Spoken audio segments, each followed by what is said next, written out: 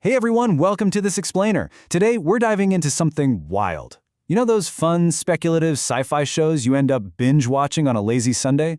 Well, we are taking a journey from that realm straight into some surprisingly unsettling historical realities. We're leaving the stars for the soil to uncover the systemic racism and colonial logic embedded deeply in the ancient aliens trope. Think about this for a second. Who really gets credit for building the ancient world? It sounds like a super simple question, right? When you stand in front of massive, mind-blowing architecture from thousands of years ago, the very first instinct should absolutely be to just marvel at human ingenuity. But there's this pervasive, highly popular narrative out there that constantly forces us to second-guess our own ancestors' capabilities. Let's start with Section 1, the ancient alien myth. All right, so at the very heart of this myth is a concept called pseudo-archaeology. According to the source material, this is basically the systematic misattribution of non-Western architectural achievements to extraterrestrials, or sometimes to lost races. It's a framework that literally actively erases human agency. So what gets packaged and sold to us as just harmless alternate history actually operates as a super effective vehicle for systemic erasure. It strips the credit right away from the actual, real people who lived and built there.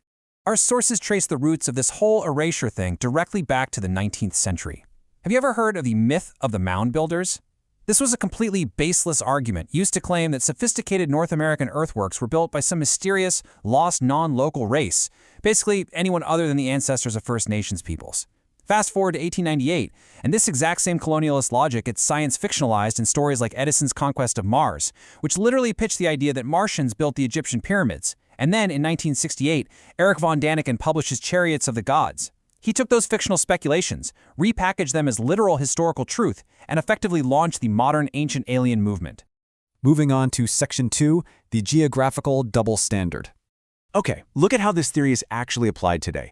A completely glaring geographical double standard emerges almost immediately.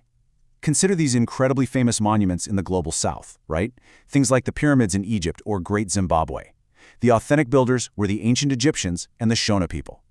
But pseudo-archaeology, it repeatedly insists they just had to be built by aliens or some lost white race. Meanwhile, think monuments in the Western world, like the Greek Parthenon or the Roman Forum.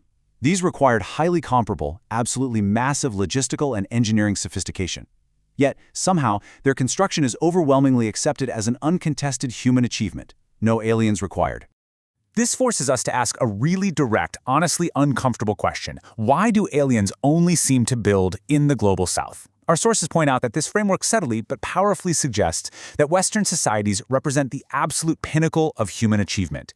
Meanwhile, non-Western societies supposedly needed alien intervention just to reach an advanced civilizational state. It's a systemic denial of African and indigenous intellectual and architectural ownership.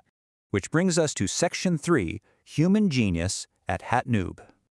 So, if we completely strip away the alien theories, what does the empirical reality actually look like? Well, the truth is honestly way more impressive than the fiction.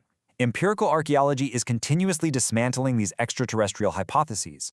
Just look at the recent discoveries at the ancient Hatnub quarry in Egypt, which dates all the way back to the reign of Khufu. The human engineering here is just mind-bending. The ancient Egyptian builders carved massive post holes straight into the bedrock, they constructed incredibly complex stair systems, and they utilized highly sophisticated sled ramps to maneuver massive alabaster blocks up and down incredibly steep slopes. We're talking no anti-gravity tech, no alien lasers, just pure, determined, brilliant human engineering. Let's pivot a bit for Section 4, the Nordic alien archetype. As we move away from ancient stones, let's actually look at the entities these modern theories claim visited us. According to the research, this very specific archetype became wildly popular in the 1950s ufology scene. Picture this. These beings were described as 6 to 7 feet tall with athletic builds, fair skin, high cheekbones, long straight blonde hair, and striking luminous blue eyes. The source material brilliantly points out what this really is. This archetype is essentially a perfect mirror of early 20th century terrestrial Aryan ideals, just wrapped up in a shiny spacesuit. Now, the absolutely crucial point here is how these physical traits actually function within these narratives. In so much of this literature, these specific Nordic features aren't just aesthetic choices. They are intrinsically equated with telepathic ability, spiritual benevolence, and genetic purity. The sources argue this acts as a direct, completely unexamined conduit for white supremacist ideologies.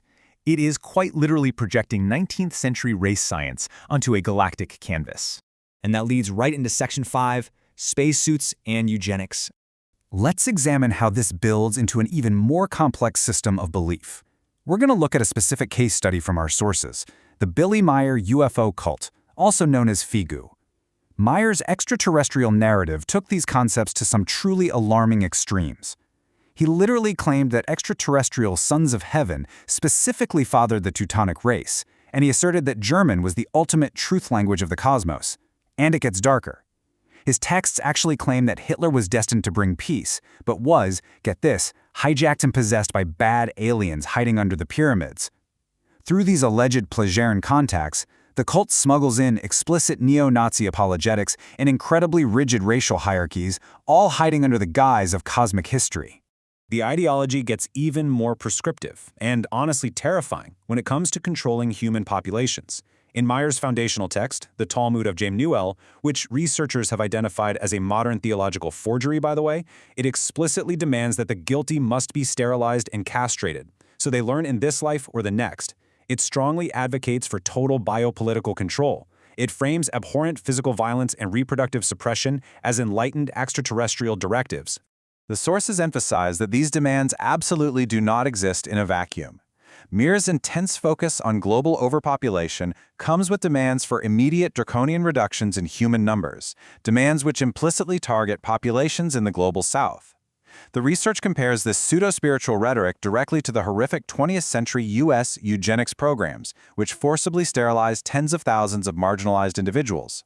By framing these actions as a cosmic necessity, the ideology launders the absolute most racist practices of earthly eugenics into a supposedly socially acceptable, spiritual mandate. So ultimately, what we are looking at here is the normalization of authoritarian control through secular mask science fiction. The real danger of groups like FIGU is their sophisticated camouflage.